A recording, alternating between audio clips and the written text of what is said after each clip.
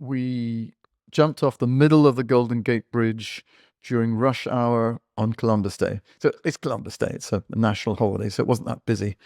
But it was very different to the first jump on April Fool's on the Clifton Suspension Bridge. Clifton Suspension Bridge is very light traffic, and maybe even no traffic. It's mostly it's a footbridge. So we had lots of help. When we jumped off the Golden Gate, every person, every man and woman had to take care of themselves. And so we had to attach our bungee ropes to the bridge and then throw them over the side and then jump off. Wearing a tuxedo. I wasn't wearing a tuxedo. A few people did. I think Kurt did and Peter Carew did. But no, I wasn't wearing a tuxedo. I did come up with an escape method.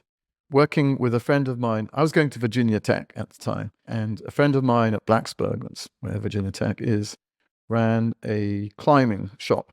And so he came up with a scheme where we could slide down on a ring after the bungee had stopped bouncing. And so we had a second line in our shirts, and we did that. Two of us, Simon Keel and I, got away.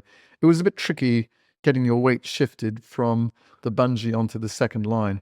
And nobody else wanted to practice, but Simon and I did. And so we figured out how to do that and slid down the rope onto a speedboat that was waiting for us, that then took us to the north side of the bridge, got into a waiting Cadillac limousine, a white Cadillac limousine that took us back across the bridge, back to San Francisco Airport, where we were going to jump on the first plane and escape.